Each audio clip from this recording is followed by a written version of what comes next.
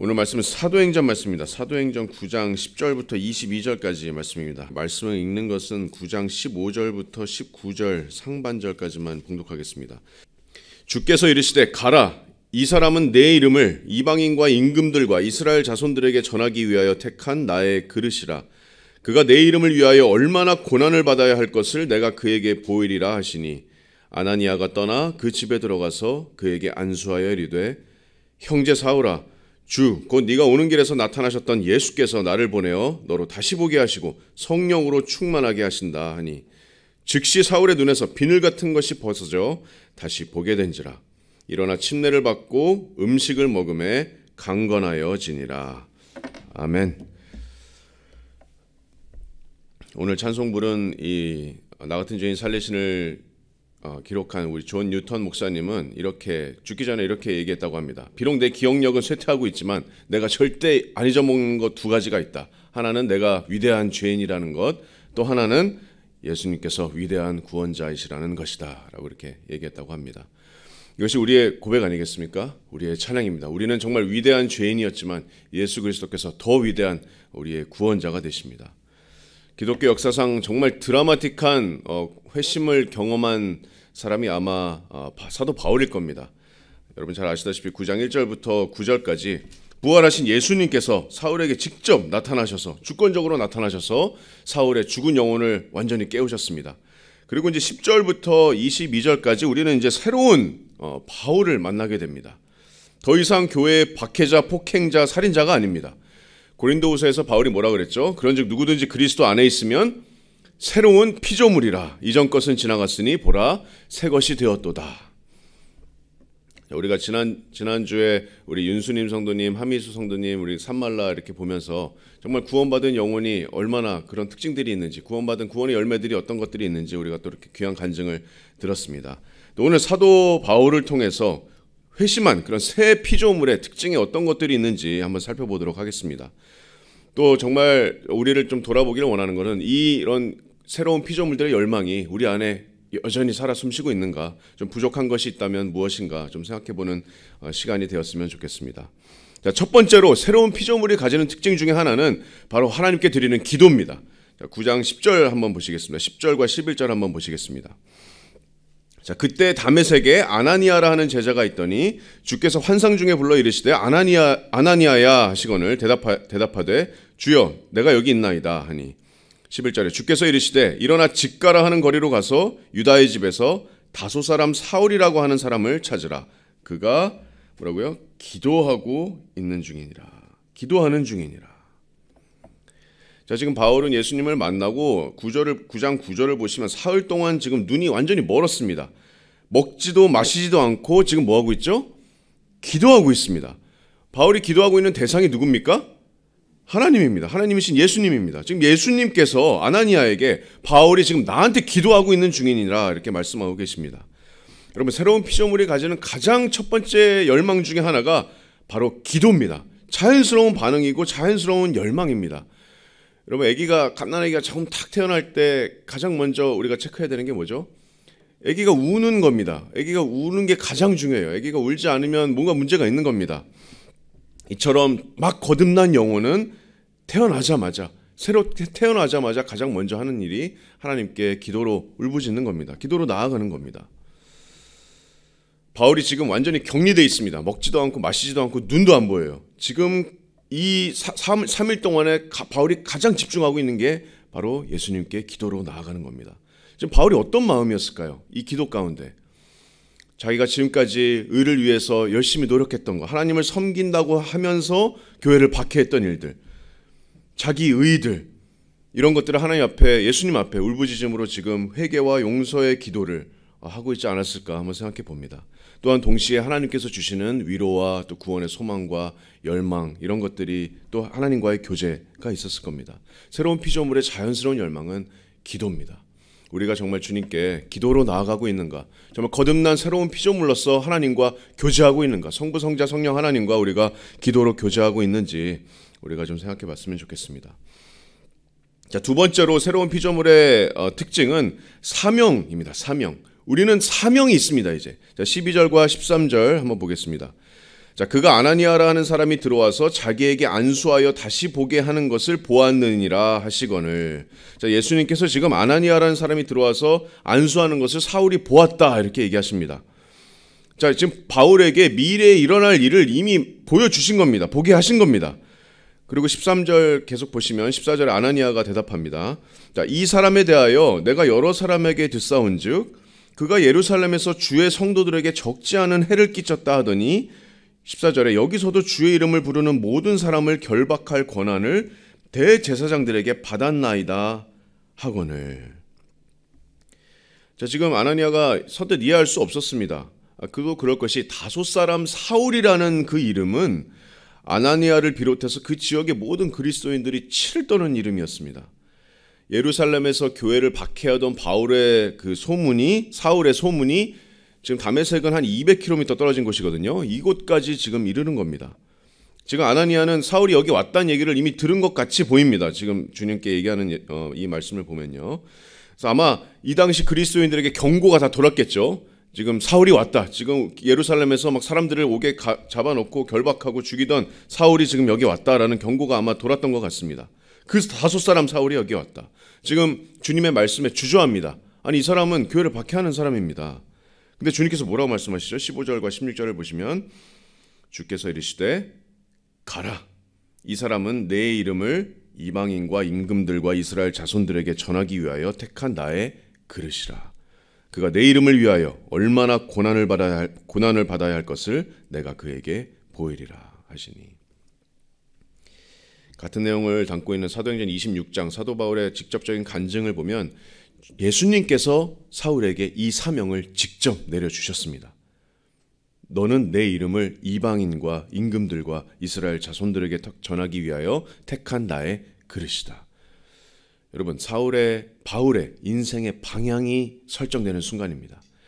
사울이 이 사명을 얼마나 평생 동안 가슴 깊이 새겼겠습니까? 주님께서 직접 주신 사명입니다. 실제로 바울이 이 이후로 얼마나 많은 이방인 지역과 임금들과 이스라엘 자손들에게 예수 그리스도의 이름을 전파했습니까? 그 이름을 위해서 얼마나 많은 고난을 받았습니까? 하지만 어떻게 바울이 마지막까지 선한 싸움을 싸우고 달려갈 길을 마칠 수 있었습니까? 그것은 바로 이 사명 때문입니다. 예수님께 받은 이 사명을 죽을 때까지 붙들었기 때문입니다. 이처럼 모든 그리스도 안의 새로운 피조물들은 예수님이 주시는 사명을 가지고 있습니다. 여러분에게도 사명이 있습니다. 사도 바울만 사명이 있는 게 아닙니다. 우리도 우리의 주님이신 예수님께서 주신 인생의 방향이 설정이 되는 사명이 있습니다. 그 사명이 뭐죠? 영혼 구원하는 겁니다. 영혼 구원하는 것. 예수님께서 아버지께서 나를 보내듯이 내가 너희를 보내노라 이렇게 말씀하셨거든요. 우리의 인생의 방향은 바로 영혼 구원입니다. 우리가 정말 그 사명을 붙들고 살고 있는지, 그것이 새로운 피조물이 가지는 특징입니다. 우리의 사명, 그것이 우리에게 있는지, 그것이 우리의 인생의 방향인지 한번 생각해 봤으면 좋겠습니다. 또 세 번째로 새로운 피조물이 가지는 특징 중에 하나는 바로 성령 충만입니다. 우리가 우리의 힘으로 이 사명 감당할 수 없습니다. 하지만 예수님께서는 이 위대한 사명을, 영혼 구원을 감당할 수 있도록 능력을 주시는데 그 능력은 바로 성령 하나님의 능력입니다. 사도행전 1장 8절 말씀에 오직 성령이 너희에게 임하시면 너희가 권능을 받고 예루살렘과 온 유대와 사마리아와 땅끝까지 이르러 내 증인이 되리라 말씀하셨습니다. 바울도 예외는 아닙니다.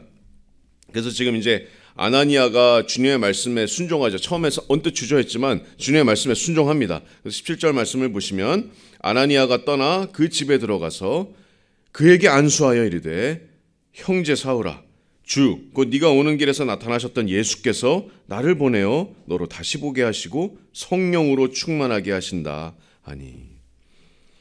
아나니아가 바울이 머물고 있는 지금 직가의 유다라는 사람의 집에 도착해서 그에게 안수하여 이르되 뭐라 그러죠? 형제 사울아. 여기서 형제는 그냥 유대인이 같은 유대인을 부를 때 뭐 보통 형제라고 하기도 하지만 여기서 형제어는 더 큰 의미가 있습니다. 아나니아는 지금 주님께 직접 사울의 이야기를 들었습니다. 바울의 사명이 무엇인지도 들었습니다. 그리고 아마 집주인 유다를 통해서 지금 사울이 사흘 동안 먹지도 않고 마시지도 않고 기도하고 있었다는 사실을 들었을 겁니다. 아나니아는 확신했습니다. 이 사울은 이제 교회의 박해자 폭행자가 아니라 예수 그리스도를 메시아와 주로 믿는 우리와 같은 한 몸이다. 형제 사울아. 지금 다메섹의 교회들의 지도자인 아나니아가 3일 전까지만 해도 다메섹에 있는 그리스도인들을 붙잡아서 죽이려고 했던 무자비한 교회 박해자 사울에게 안수하여 이르되 형제 사울아. 형제여, 내 형제여, 이렇게 부릅니다. 그리고 예수님께서, 네가 오는 길에서 나타났던 예수께서 나를 보내어서 너로 다시 보게 하시고 성령으로 충만하게 하신다. 여러분, 새로운 피조물은 새로운 능력을 갖게 됩니다. 바로 성령 충만의 능력입니다. 성령 하나님의 능력입니다. 구원받은 모든 피조물들에게 주시는 하나님의 능력입니다.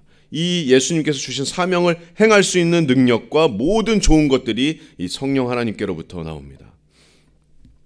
여러분, 믿는 자들은 모두 성령께서 내주하고 계시죠. 여러분 구원 받으셨다면 성령께서 여러분 안에 내주하고 계십니다.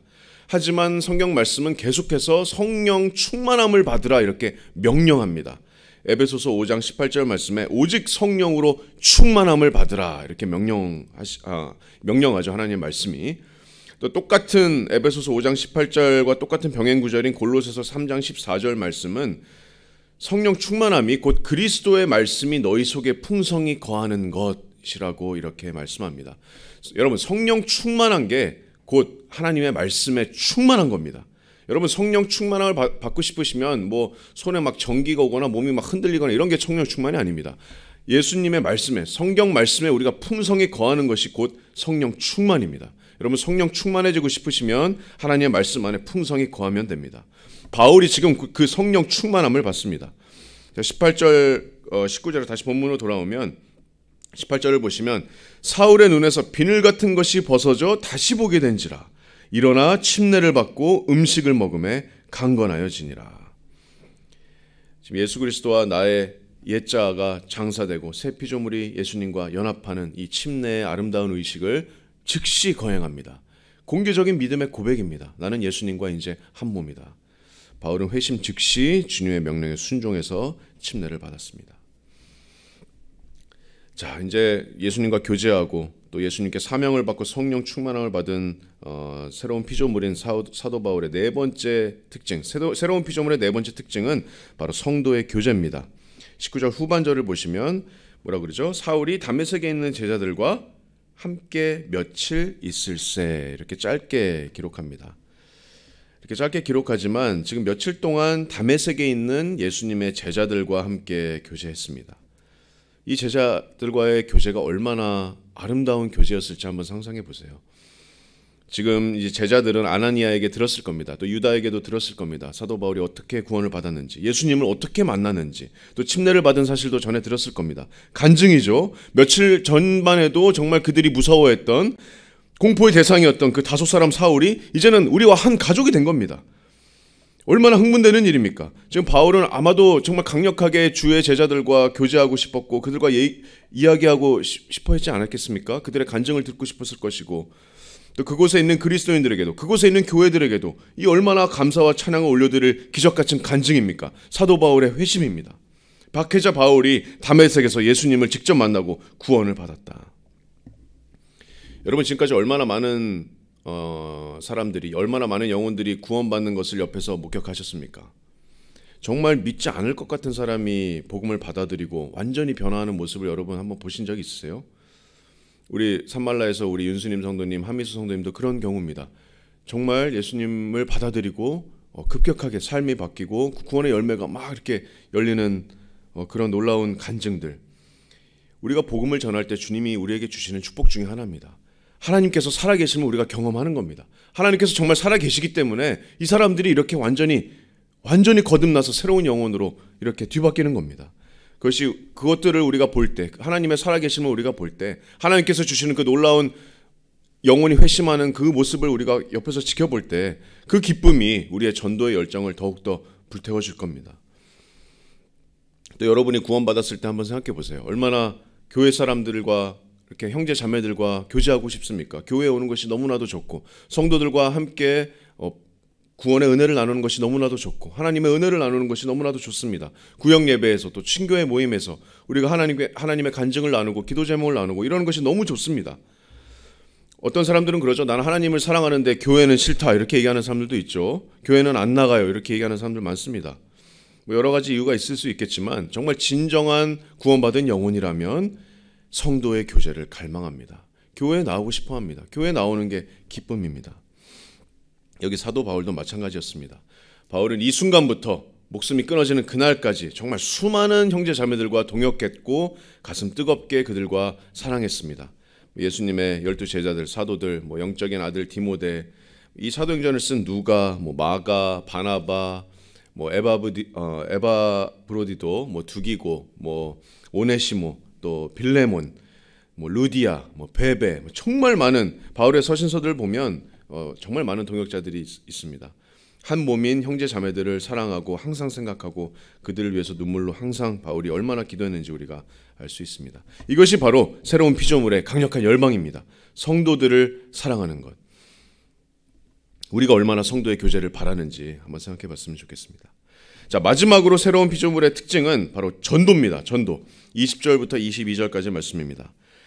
자, 며칠 동안 제자들과 교제를 하다가 즉시로 20절을 보시면 즉시로 각 회당에서 예수가 하나님의 아들임을 전파하니 듣는 사람이 다 놀라 말하되 이 사람이 예루살렘에서 이 이름을 부르는 사람을 멸하려던 자가 아니냐, 여기 온 것도 그들을 결박하여 대제사장들에게 끌어가고자 함이 아니냐 하더라. 22절에 사울은 힘을 더 얻어 예수를 그리스도라 증언하여 다메섹에 사는 유대인들을 당혹하게 하니라. 이 자가 어떤 사람이었습니까? 불과 며칠 전에 다메섹에 있는 교회를 잔멸하기 위한 목적으로 길을 떠났던 이 사울이 여기서 즉시로, 20절에 즉시로 하는데, 이 즉시로라는 문자는 문자 그대로 정말 즉시, 바로라는 의미입니다. 지금 바울은 그리스도인들과 한 달, 두 달, 10달 교제하지 않고 지체 없이 회당으로 나갔습니다. 자신의 동족들이 있는, 유대인들이 있는 회당으로 나가서 주님이 주신 사명에 지체 없이 순종으로 반응했습니다. 여기서 바울이 전한 메시지는 크게 얘기하면 세 가지입니다. 첫 번째로 20절을 보시면 이 땅에 실존하셨던 역사적인 예수님을 증언합니다. 또 두 번째는 이 예수가, 나사렛 예수가 하나님의 아들이심을, 다시 말하면 예수님께서 하나님이심을 전했습니다. 그리고 마지막으로 22절에 사울은 힘을 더 얻어서 예수를 그리스도라 증언하였다. 다시 말하면 유대인들에게 우리 선조들이, 우리 선지자들이 계속해서 증언했던 이 메시아가, 이 이새의 아들이, 이 하나님의 종이 바로 이 나사렛 예수다, 메시아다라는 것을 전했습니다. 여러분, 이것이 우리의 메시지입니다. 한 영혼이 구원받기 위해서 어떤 메시지를 들어야 됩니까? 우리가 도대체 어떤 메시지를 나가서 전하는 겁니까? 우리가 전도할 때 무슨 메시지를 전합니까? 그 메시지는 복음 그 자체가 되시는 예수님에 관한 것입니다. 예수님이 누구신지, 예수님이 어떤 일을 행하셨는지. 새로운 피조물의 마지막 특징이었습니다. 우리는 예수님의 복음을 전하는 사람들입니다. 이제 말씀을 정리하겠습니다. 여러분, 거듭난 새로운 피조물의 특징은 하나님과 교제합니다. 기도로 교제합니다. 울부짖습니다. 또 하나님께서 주시는 위로와 또 격려를 하나님과의 교제, 기도를 통해서 받습니다. 또 하나님께서 주시는 사명을 받습니다. 우리는 하나님께서 주신 사명이 있습니다. 그래서 우리의 힘이 아니라 성령 충만함의 힘으로 우리가 그 사명을 행할 수 있습니다. 또한 성도의 교제를 열망합니다. 하나님을 함께 예배하고 함께 사랑으로 교제하는 성도의 교제를 열망합니다. 그리고 마지막으로 회심한 영혼이 가지는 가장 정말 절정의 특징은 바로 즉각적으로 순종을 동반한 복음의 전파입니다. 저와 여러분의 삶의 모습이 어떠한지 다시 한번 말씀에 비춰봐서 우리의 삶을 돌아보는 시간이 되었으면 좋겠습니다. 이것이 바로 우리의 삶의 특징이 되어야 됩니다. 거듭난 피조물의 특징, 이것이 우리의 삶의, 저와 여러분의 삶의 특징이 되어야 됩니다. 아직도 내가 순종을 못하는 영역이 있지는 않은지, 아직 내가 더 하나님께 구해야 되는 그런 영역이 있지는 않은지 우리가 주님께 기도하면서 나아가고 더 순종하는 삶으로, 정말 새로운 피조물의 삶으로, 거듭난 삶으로 나아가기로 다짐하는 시간이 되기를 기도합니다. 또 마지막으로 제가 사도 바울의 마지막 자신의 구원의 은혜를 이렇게 표현했습니다. 디모데전서 1장 12절부터 17절까지 제가 말씀을 읽고 마치겠습니다. 바울이 자신의 구원을 간증하면서 이렇게 디모데에게 이야기합니다. 1장 12절 말씀에 디모데전서, 나를 능하게 하신 그리스도 예수 우리 주께 내가 감사함은 나를 충성되이 여겨 내게 직분을 맡기심이니 내가 전에는 비방자요 박해자요 폭행자였으나 도리어 긍휼을 입은 것은 내가 믿지 아니할 때 알지 못하고 행하였음이라. 우리 주의 은혜가 그리스도 예수 안에 있는 믿음과 사랑과 함께 넘치도록 풍성하였도다. 믿보다 모든 사람이 받을 만한 이 말이여, 그리스도 예수께서 죄인을 구원하시려고 세상에 임하셨다 하였도다. 죄인 중에 내가 괴순이라. 그러나 내가 긍휼을 입은 까닭은 예수 그리스도께서 내게 먼저 일체 오래 참으심을 보이사 후에 주를 믿어 영생 얻는 자들에게 본이 되게 하려 하심이라. 영원하신 왕 곧 썩지 아니하시고 보이지 아니하고 홀로 하나이신 하나님께 존귀와 영광이 영원 무궁하도록 있을지어다. 아멘.